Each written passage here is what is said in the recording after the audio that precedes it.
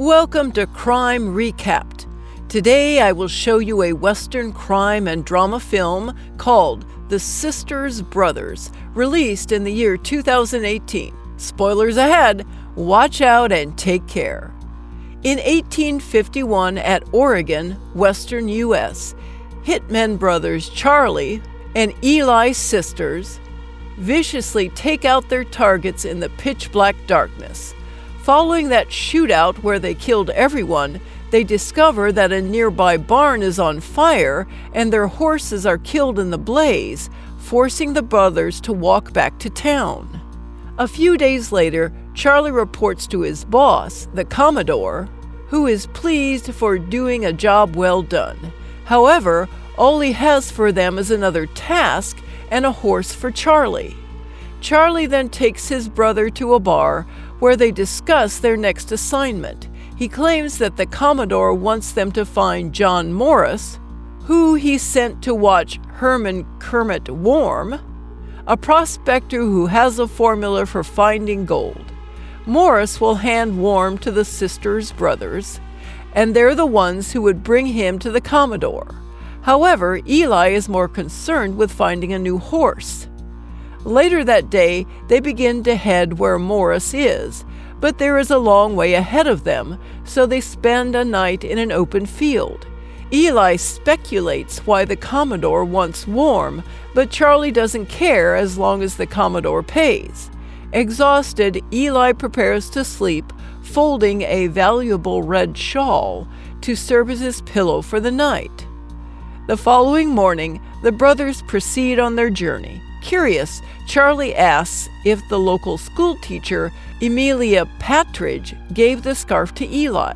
He even teases him, thinking that Eli has already planned his future with her. However, Eli dismisses his thoughts and wonders why he is so interested all of a sudden, to which Charlie recalls their childhood back when their father was still alive.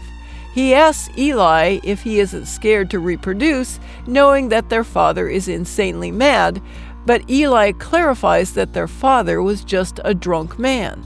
On the other hand, Worm is working in Myrtle Creek when he is noticed by John Morris.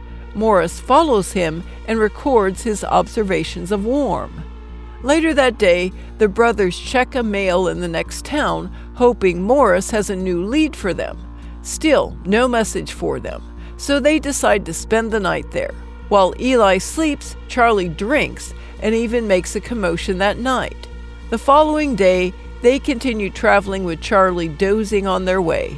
At the same time, Worm approaches Morris and joins him for lunch.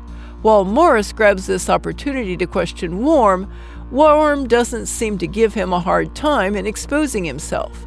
Although he is aware that many people are after him, Worm believes in his instincts into trusting John Morris. After learning that Worm plans to go to San Francisco, Morris helps him to travel safely, but it turns out Morris intends to hand Worm with the brothers at Jacksonville. That night, while the Sisters Brothers are sleeping, a large spider crawls into Eli's mouth, causing his face to swell. As a result, they have to stop traveling for the whole day since Eli barely moves. The following day, Eli finally feels better.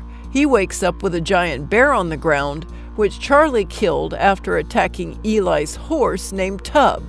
Eli comforts Tub as he notices a huge scratch on its face. Meanwhile, Morris and Worm finally reach Jacksonville, where Morris plans to hand him to the brothers. As he prepares for the deal, Morris realizes that his diary and handcuff are missing. Suddenly, Worm appears with a gun pointing at Morris.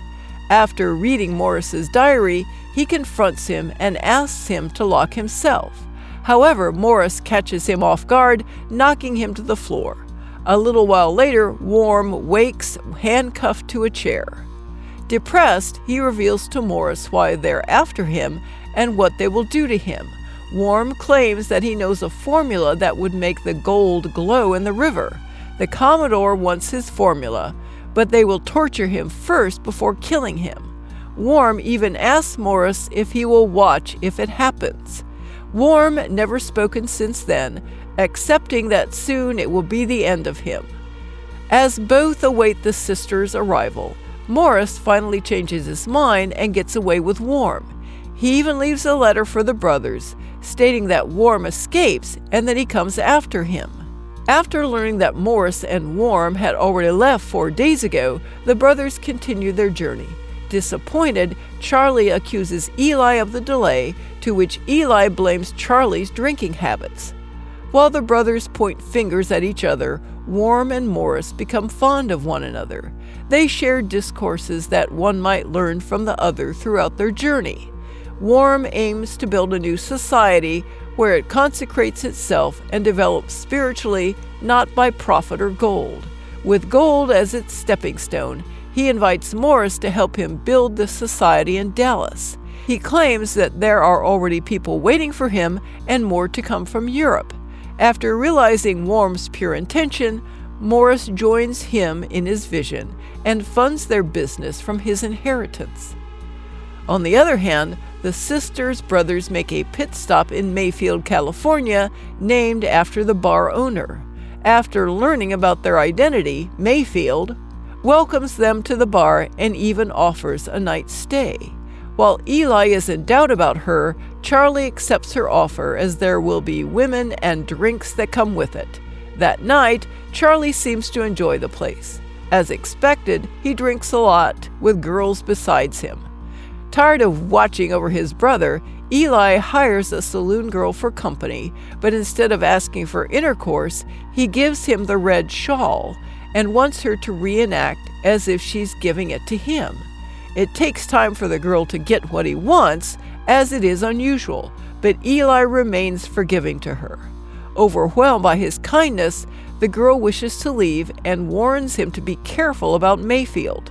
Eli immediately searches for Charlie and takes him, planning on leaving the place, but Mayfield's men stop them.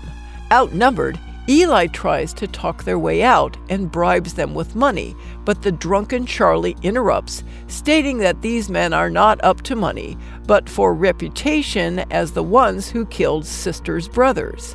Suddenly, Charlie vomits, and the brothers instinctively shoot at them, catching Mayfield's men off guard. They manage to kill all the men and hold Mayfield hostage. Mayfield informs them that she personally dispatched other men to go after Worm after learning that he has great value. Charlie then commands her to open her safe, but she refuses. So they kill her and empty the safe themselves. With plentiful valuables, Charlie planted them somewhere along the way to lessen their burden. That night, the brothers spend some time in San Francisco, where they are impressed by how big and busy it is. They stay at a hotel, making them fascinated by how luxurious it is from the inside. At dinner, Eli expresses his desire to leave the Commodore's orders and wants to open a store instead. However, Charlie doesn't see himself anywhere aside from serving the Commodore. He even states that he will replace Eli if he decides to quit. Irritated by Charlie's rude attitude, Eli asks him to speak seriously regarding this matter and stop responding as a drunk man, to which Charlie slaps Eli. The following morning, Eli saddles up his horse and prepares to ride off independently when Charlie comes by and claims he already knows where Worm is. Still sulking over what happened last night, Eli doesn't care and reminds Charlie what he did to him. But Charlie claims he cannot hit Eli, but allows him to strike back, which Eli does harder, and the two have reconciled. A few days later, in American River, Folsom Lake, the brothers are sleeping when Worm and Morris attack them. When Morris is about to shoot them, Eli utters that they no longer work for the Commodore anymore. The brothers wake up the next day, all tied up. Morris plans to extract the river one last time and abandon the brothers in the river. Then, all of a sudden, some people approach from a distance, asking for direction. Mindful, Morris tries to get rid of them, but they don't leave, forcing Morris to threaten them with a shot that leads to a shootout. The brothers offer help, knowing that Worm and Morris can't fight, so Worm lets go of them, and both sides fight against the men. It turns out that these people are Mayfield's men, and they manage to kill them before they can reach Worm. That night, they settle down and make camp, where Worm shares his vision with them. The brothers negotiate with them by having half of the gold in return for fighting with them.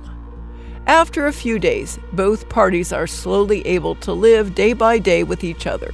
They work codependently by taking turns in preparing to extract gold from the river. Charlie allows himself to enjoy the company aside from his brother, while Eli agrees with Worm and Morris's vision. One time, Eli is having a hard time after his horse dies when Worm approaches and tries to console him. Worm asks how he ended up here, to which Eli responds that Charlie needed him as he has a problem with violence. He tells about Charlie murdering their father to protect them and their mother, bothering Eli because Charlie is the younger brother, and Eli believes it should have been him who did the deed. A little while later, Eli asks Charlie what they're going to do when the Commodore finds out what they're doing, to which Charlie tells him that they'll have to slay anyone he sent for them. Soon, Eli realizes that Charlie wishes to kill the Commodore and takes his place. Charlie smirks at him and he smiles back, still supporting his brother with whatever he plans to do. That night, they plan to test the power of Worm's formula. They pour the chemical solution into the river, then suddenly it illuminates the gold underwater, making it easier to find. They celebrate and immediately gather the gold. However, the solution is highly corrosive, so Worm, Morris, and Eli wash as their skin burns. When Charlie claims that the glow is fading, they rush to gather some more. Charlie washes his skin, but soon stops when he notices the jar full of solution. Intoxicated, Charlie lifts the formula and heads into the low cliff. Despite everyone stopping him, Charlie begins pouring it out and burns himself. Morris and Worm, who are still in the river, have also been severely burned, while Eli runs into Charlie trying to save him. The following morning, Morris, who barely moves and talks, asks for help, to which Charlie hands him a gun. Helpless, Morris shoots himself in the head. At the same time, Eli sits with now blind Worm, who thinks he's talking to Morris, and before dying, he talks about how much he wanted to be his friend. Eli pretends to be Morris, claiming that he is his friend. A little while later, Eli takes Charlie to the doctor, who decides that Charlie's arm must be amputated. After the operation, the Commodore's men find them, but Eli is able to get rid of all of them. Soon, the brothers return to town with more men following them. Although Charlie becomes hopeless to fight, Eli is determined to assassinate the Commodore. However, when they return, they discover that the Commodore has died naturally. To make sure, Eli punches his corpse once more before departing. With nothing left to do, the brothers ride away from town on their way home.